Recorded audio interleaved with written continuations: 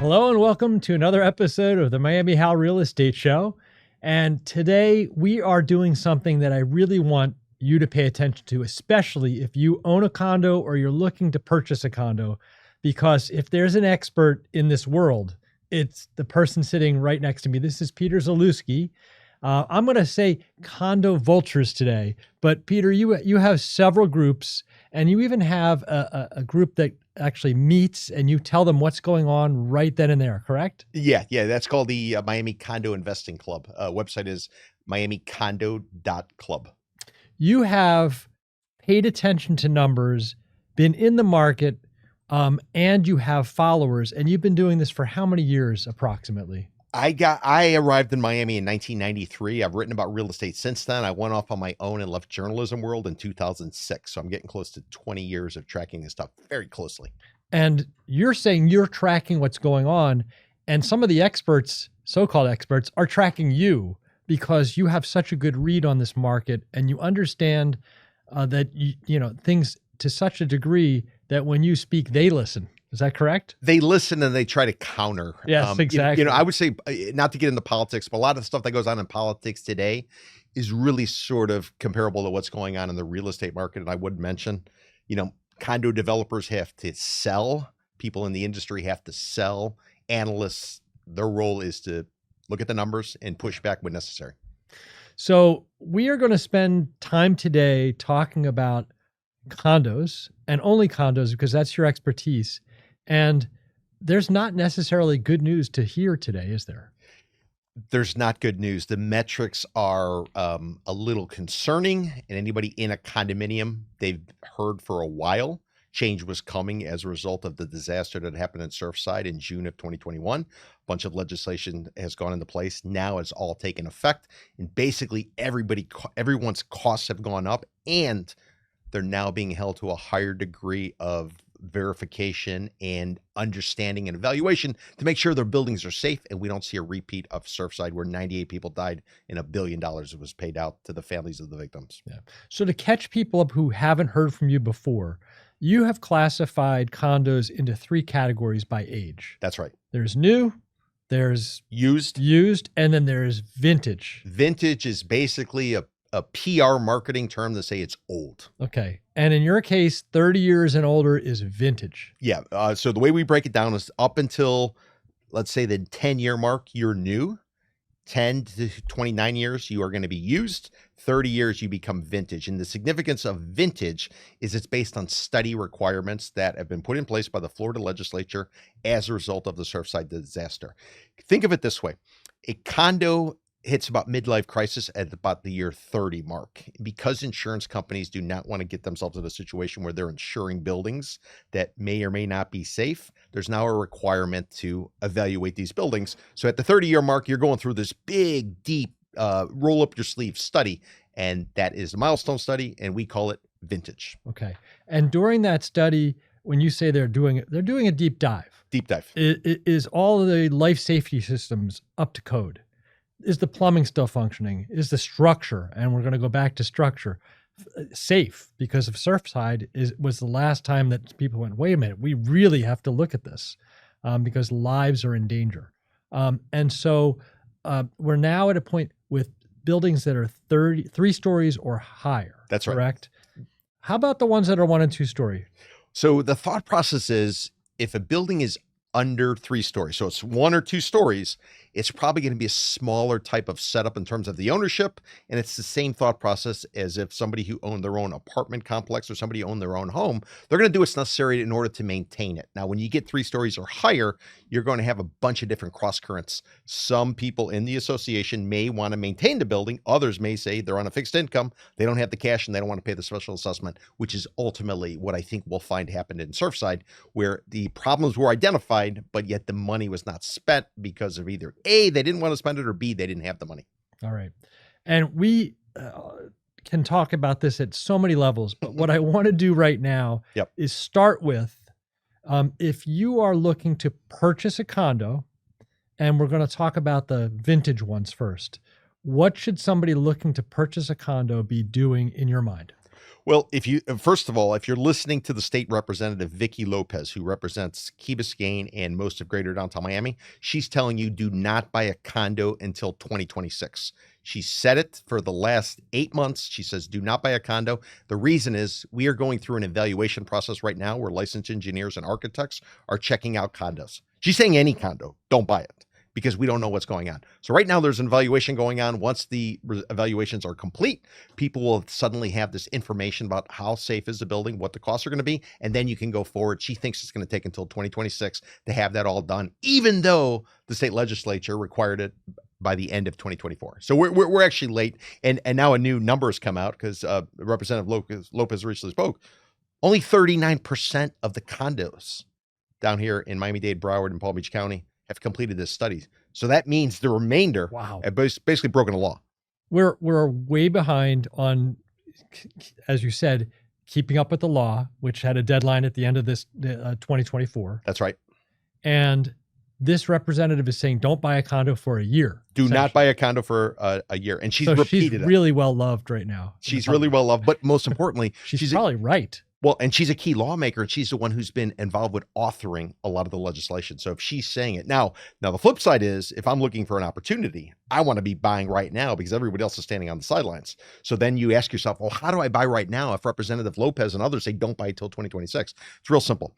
If you're looking to buy a condo, you need to make sure you get one of two studies depending on the age of the building. One study would be called a structural integrity reserve study. SIRS. A SIRS. Okay. SIRS is done every 10 years. It's an eyeball check. How's the building doing? It comes up with an estimate of what it's going to cost to maintain the building. And then it gives a dollar amount in which the individuals within the association have to spend the money. So if your building is less than 30 years old and you're looking to buy in it, make sure you get a SIRS. It needs to be shared with all unit owners as well as would-be buyers.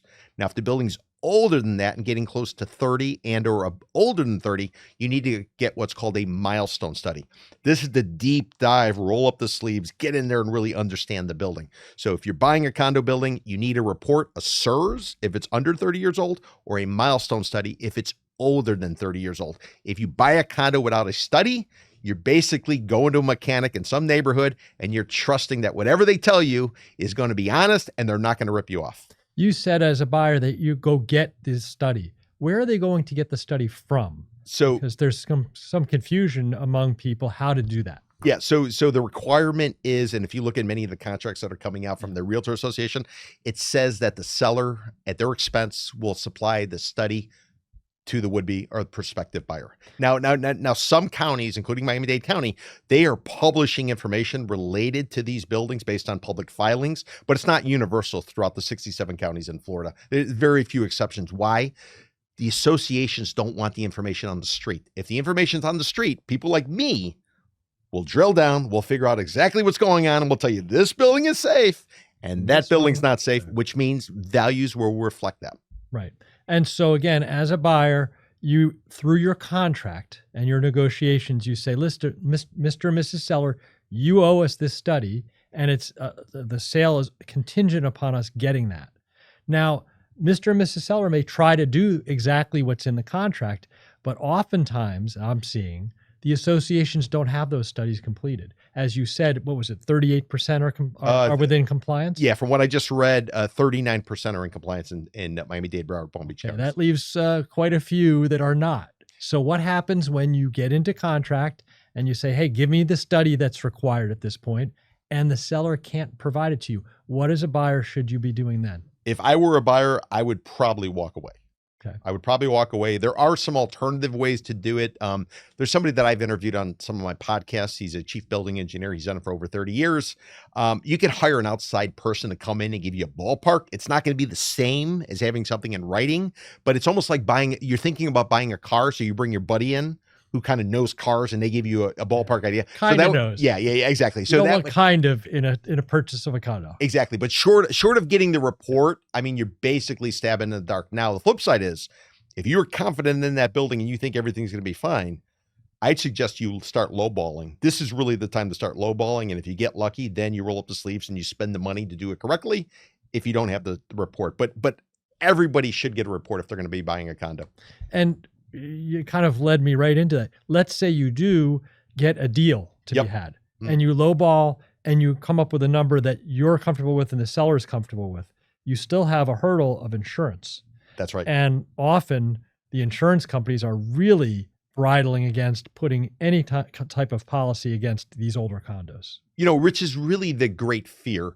The fear is if these older condominium associations cannot get insurance, individual unit owners who have mortgages in theory are in default on their mortgage because the association is not covered. Because remember, when you take out insurance with your mortgage, the insurance that's taken out, whether you take it out or the bank forces it and they purchase it themselves and they pass it on to you, that insurance is for their coverage. Right. It's not for yours. Right. It's for whatever they want to make sure they're getting their money back. So if you can't get insurance on a building, the building basically, it's not financeable first and foremost. Right. And so it's going to have to be all cash, and everybody knows all cash means deep discount. Yep. Okay. So I saw some numbers, and I don't want to put them out there because you probably have more accurate numbers. Where are we going given the mood of the market, the details that you just outlined on these older vintage condos? Could we see, and I'm going to throw some numbers, 10% discounts in general, 30% discounts, or are we talking about like, this is like the edge of a cliff and we're falling off it? What do you see? Halfway through the 2024, we started writing about this. We're calling this the 2025 Condo Association Financial Cliff. So I really think we're on a cliff, and I think many people are starting to go over right now. The process has begun in terms of discounting. Go back to 2019, whatever prices were prior to the pandemic, that's your real starting point, and then discount from there. I was quoted recently saying a 40% discount is what you should be looking at.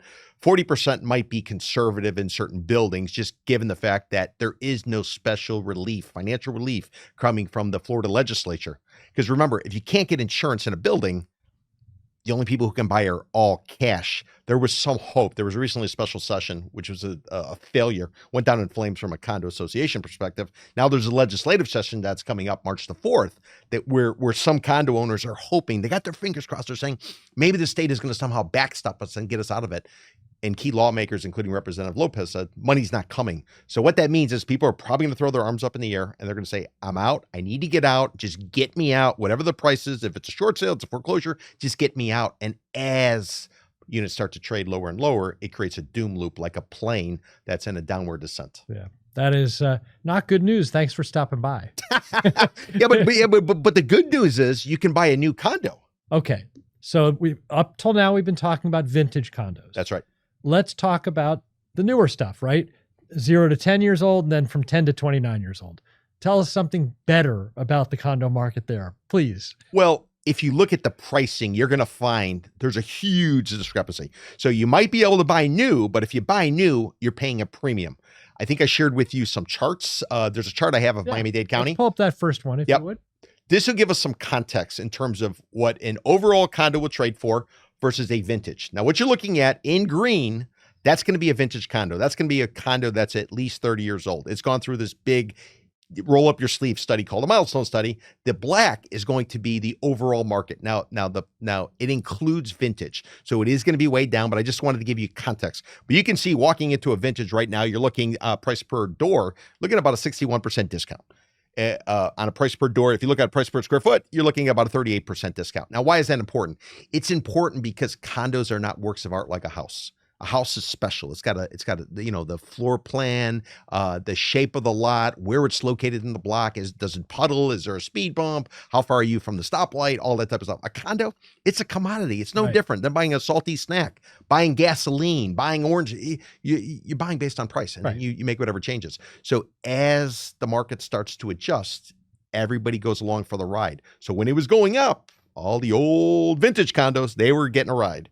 Now that it's going down, all the new ones are likely a ride.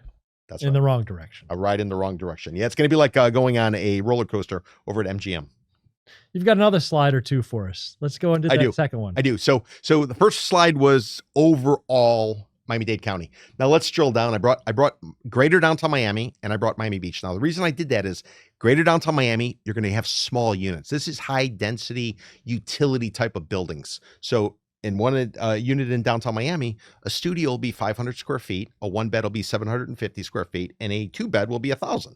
Now, Miami Beach, which we're going to get to next, much larger units, much more space. You deserve it. You're on the beach. It's your cottage. So this is a great way to sort of read it. So if we look at Greater Downtown Miami, what you're going to see is you're going to see in black is the amount of rent that needs to be acquired or achieved every single month by the landlord. By the landlord. If you buy a condo and you want to rent it, and the more in green is actually really what you're getting on a median basis. Now, there's something called a 1% rule. A 1% rule says whatever I buy a property for, I need to get 1% in rent per month. For instance, if you pay $100,000 for a condo, you need to get $1,000 a month in rent. And what this chart shows in Greater Downtown Miami, how inflated prices are versus what rents are. Now, everybody says, well, I'm not going to rent it. I'm going to live here. But I would push back.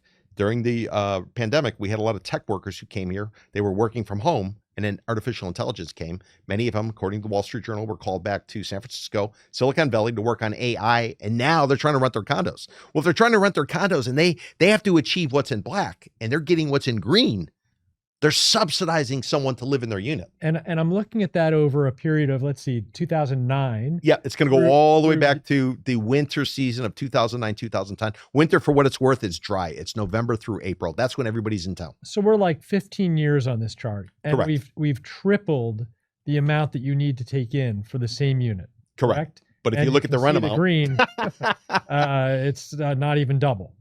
That's right. That's right. Scary. Well, what it shows is there was robust demand, and we don't know if it's going to hold. And now you start to factor in some of these other things like the condo association situation. So, challenges are around. Okay. Significant. Let's go to the next chart if we could. Okay.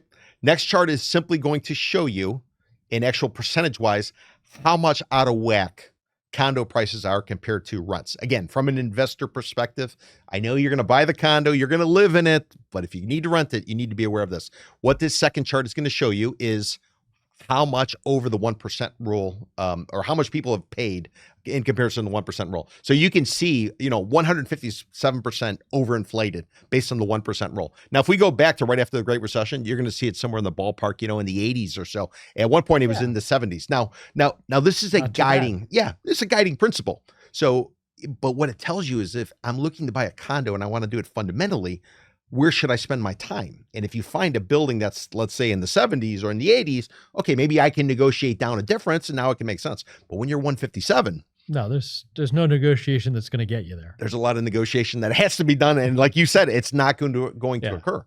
Yeah. When I was first in real estate business down here, they were talking about if you can get an 8 cap, you're doing well.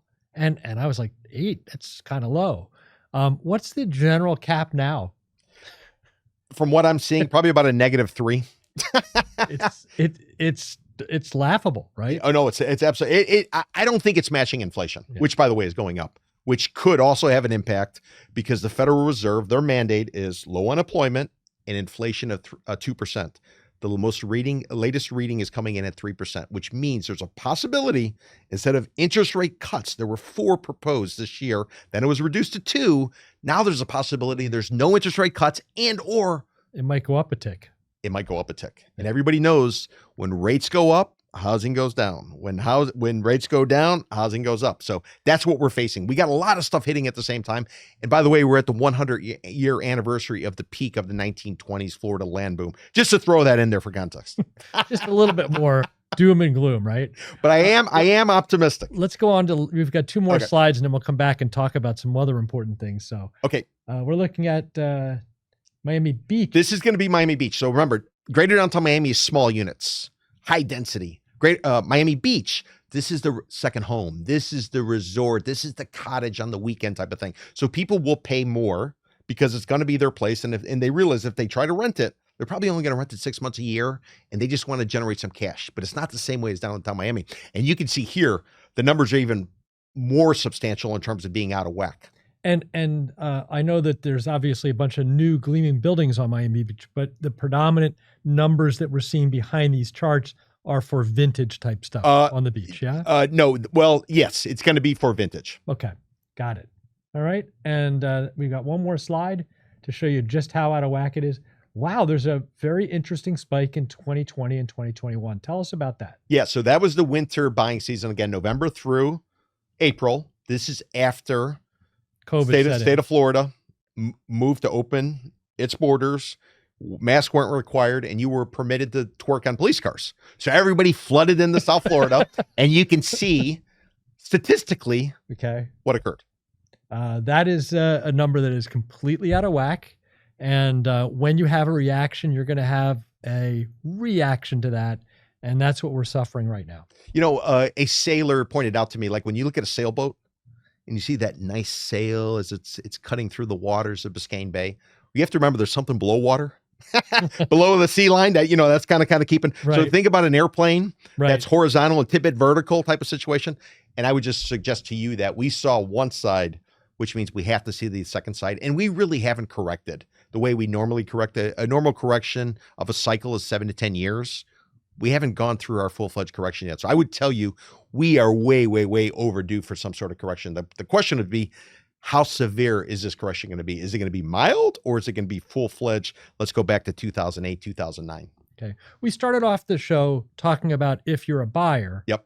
what to do with the condo market, Yep. and how to kind of read the tea leaves. What if you're a potential seller?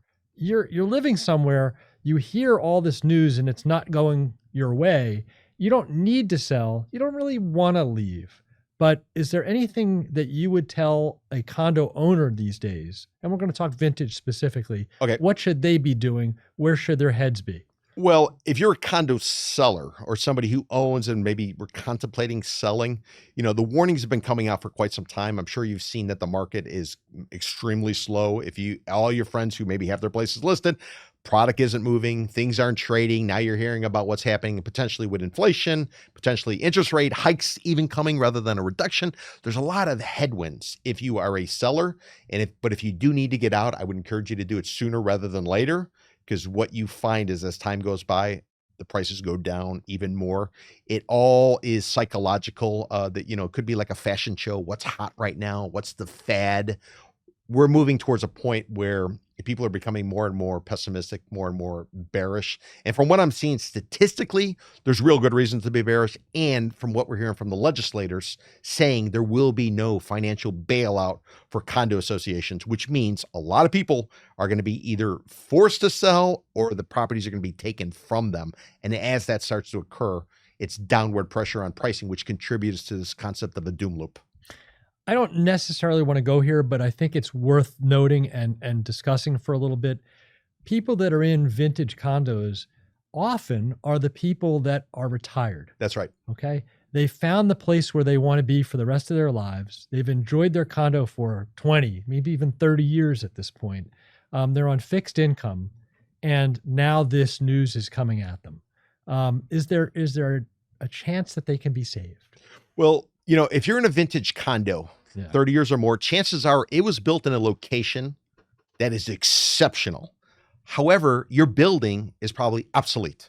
How do you know if your building's obsolete? Real simple. Does it have surface parking lot? Do you park on the lot and walk in the front door? If you don't, not going up stairs or an elevator, that's check number one. Check number two, is it under 100 units?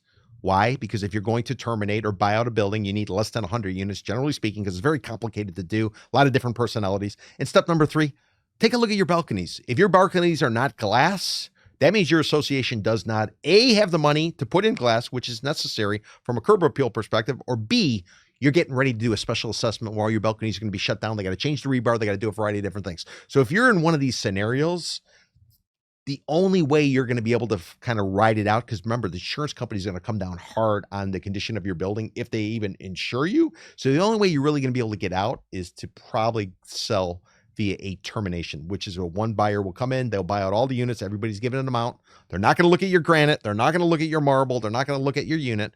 They're going to figure out, what can I build on this building? How many units are there? Then they're going to run some math and decide what they can pay in order to achieve the profit they ultimately want to achieve. And, I can kind of look at this in parallel. If you've got a very old single family home and somebody wants the home because of the land and where it is, you're just multiplying that in a condo situation. So as you said, they're not going to look at the interior at all. They're going to say, listen, I know you need to get out. There's no, good end for you. The only end you have is if I'm willing to take out all of your neighbors as well as you. And this is the only thing I'm going to offer you. Do you have any negotiation power at all in those situations? No, this is all numbers. This is not emotional. Doesn't matter that maybe you raised your family there. It doesn't matter the types of memories you shared there. It doesn't matter, the trees, the neighborhood feel, the community. None of that matters. It's all strictly numbers. Typically, when a developer is putting up a project, 10 to 20% of their development cost is going to be associated with land. So your condo, that's old, that's vintage, that looking to buy, they don't see a condo, they see dirt. Land. They see land, they see dirt. So that's how they'll work out the numbers. But the good news is, if you do have a good location, if you are in one of these older buildings that's near the water, you're going to be desirable. Now, if you're out west in what I call Kendallandia, if you're in Kendallandia where the traffic is terrible and you don't know one community from another, Jacaranda blue, Jacaranda red, Jacaranda whatever, it's all the down same. With the ship.